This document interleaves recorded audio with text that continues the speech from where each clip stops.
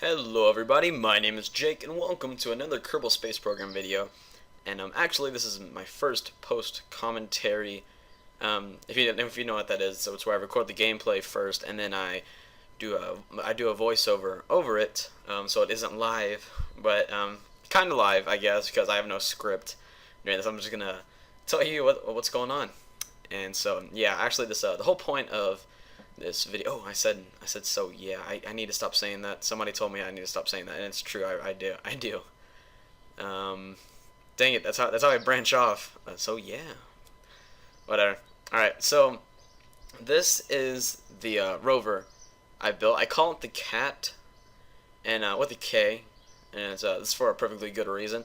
If you notice the landing legs on it, there's two reasons why it's called the cat, and I think, do I tip over right here?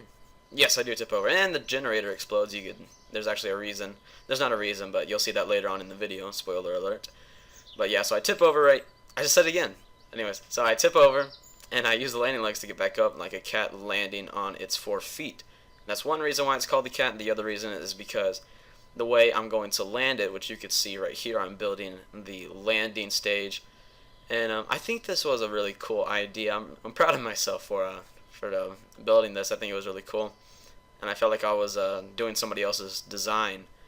And so basically the top part is the landing part, where there's going to be 3 stages. There's going to be the orbit stage, the trans-Munar stage, and then there's going to be the landing stage, which is this part. And the rover is going to be between the landing stage and the trans-Munar stage, or whatever, how you say that. But I was going to put a command pod right there and kind of let, there's going to be a pilot there so you can like prepare the rover. But I decided, nah, I think I'm going to do something really cool. And so I'm adding these Sepatrons. I think that's what they call. They're basically mini solid rocket boosters, and they will carry stuff away. So this is where my idea came from, also with the cat. So I'm going to take it up, and I am going to land it, as you could see. Looks like a steam bath. Going down, going down. I'm terrible at landing, by the way. That's why I use MechJeb for landing. But so there I am, gonna land it and go down a bit and separate it. And you see that thing will shoot up with the solid rocket boosters carrying it up, and the engines are still on. I swear I thought I cut them off, but we're gonna get out of there before any debris falls on us. And so we can watch the debris going straight up. And if you could see on the side, it says the solid fuel, because that's where those boosters just going to take it away. And now it's completely out of our hands. It's out of control. It has 2 engines, and it's going to fly, and it looks like it's going to come back at us, but nope. Runs out of fuel, and it's going to go take a look at the old Space Center, or the second one. And it crashes and completely disappears. Alright, so that was the landing stage above the rover. I thought that was cool, having a stage activated that's above something. Yeah, that's cool. That's cool in my book, in this game anyways. So now we're going to add the trans-Munar stage, which is going to get us from point A to point B, point A being Kerbin's orbit, and point B being Munar orbit. So it actually takes me right here, because I think, oh no, that looks a little too rickety, it's going to tumble. So I decided to do my usual 2 atomic rockets, nuclear rockets on the side. Then add some fuel lines going from the main fuel tank to the outer ones. Yeah, this is my first post commentary, so I apologize if it's weird. But so I'm also going to use asparagus staging as well, and in this video I completely underestimate the power of asparagus staging. You'll see later. So I'm adding 4 outer liquid fuel boosters, and then I use the fuel lines for asparagus staging. Got that all down. Put some nose cones on it for aerodynamics, and add the engines. Now what am I doing? Oh yes, these are black struts. I don't know what they're. I think they're called heavier struts, and they're stronger than the regular kind of grayish struts. It's a mod for the what's it called? I think it was from the Nova Punch, not mod showcase. I think that's where it came from. And right now I'm just doing the staging for asparagus staging. So I hate doing that in asparagus staging. I mean, it really ticks me off, because it doesn't tick me off. I mean, it frustrates me because if you have like more, if you have like 6 like boosters, and you have to basically lay out all the cards the of all the decouplers, radial decouplers. Then you have to organize them to where, oh, those are gonna have to go out first, and those. But then I add those Sepatrons so they don't like crash into my main engine. So then I have to add all those, and it's a pain. But I figured out a better way to do it. If you can see, like on the nose cones of the liquid fuel boosters, you'll see that they have those Sepatrons, the mini solid rocket boosters, on the side, and you'll see how that plays out later. It's quite cool actually when I saw it. So right now I'm adding some struts to the top to make sure it doesn't wiggle around too much. We're going to the launch pad. Here we are, done, and we have liftoff. Looking at the MechJeb stuff, all this surface info and Delta V stat stuff, I have no idea.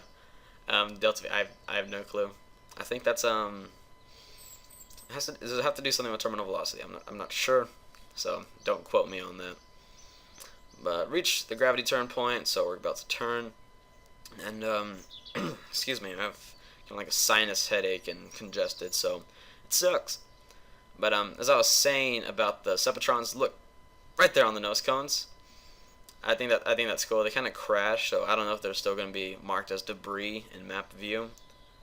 But yeah, I think I might have sped this up way too quick for me to actually talk about everything. That's good, because I'm going to get through it. But now you'll see that this is like a bullet traveling through space. I don't know if you can hear my dog in the background, but look at that. That is spinning crazy. But then I add RCS, and it stops, regains its control. Oh, thought I heard something. Anyways, going crazy again. Then it's going to move to the maneuver node and start the engine. And that is going to circularize our Kerbal orbit. And we're just relining ourselves. I wasted a bunch of RCS on this. I didn't waste, but I put a lot of those RCS thrusters on it, which I guess is a good thing because it is a large ship. But now we're starting our transjector, you know, that maneuver to the moon to intercept the moon's gravitational pull. We're just increasing our orbit. But when I said that I completely underestimated the power of asparagus staging, you can see it right here. I still have plenty of fuel. Later on when I get to the moon, I still have like a fifth left of the orbit stage, which was supposed to be gone a long time ago. So asparagus staging, it's awesome. As you can see, I have like a fifth of it left. And reaching the moon. Gonna get it on our ways back. If we miss it, then we're actually gonna leave Kerbal. I think I'm gonna do something like that later on, I guess, when I want to go to Duna or different planets. I think I might do that. I don't know what it's called. Is it called slingshot? Like where you intercept the moon's gravity and it carries you to like outside of Kerbal. Or I don't know. So I have extra fuel still, so I decided to just waste some by increasing the orbit. Detach that, but then I'm an idiot because that had most of our RCS fuel. And we have no RCS anymore. So we're kind of just going to have to stick with the torque, I guess. And so right now we're just going to go through space. I'm trying to find a spot I want to land the rover on. I usually land on that crater on the dark side it currently is. Like if you can see where that command pod and that launcher or lander is back there, that's where I usually land. But I decided to check out these like 3 craters, so I'm gonna land right there in that big crater. Set that as landing target, and let's get it done. Now, again about underestimating asparagus staging, I still have plenty of fuel. I was definitely not very fuel conservative with this. I have plenty, and I guess it kind of. There was one time I thought I'm gonna have to start over because I had too much fuel, and there was a problem you'll see soon. We're matching that up. So now we're gonna start slowing down. What is this called? Is this retrograde? I'm not sure.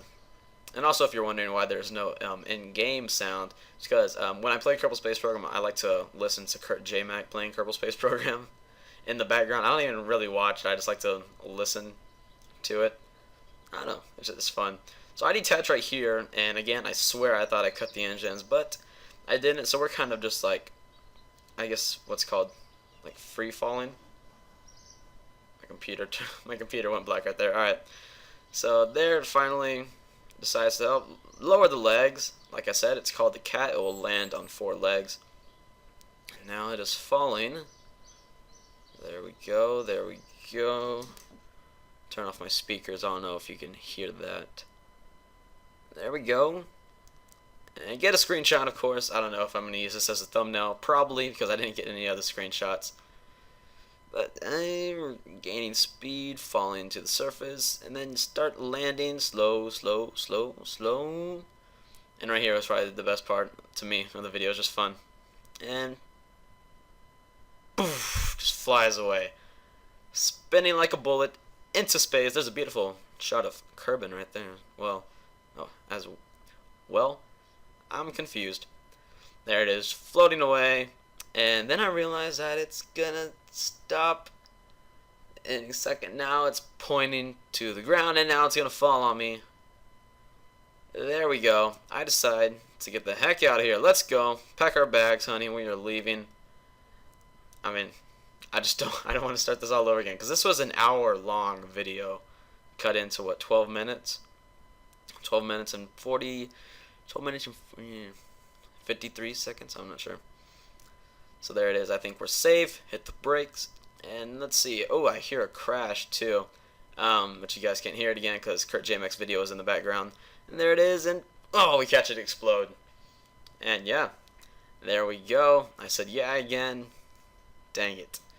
So we have the lights on, and turn those back ones off. We're only going to use those if I'm reversing. I need to put action groups into those now that I think about it.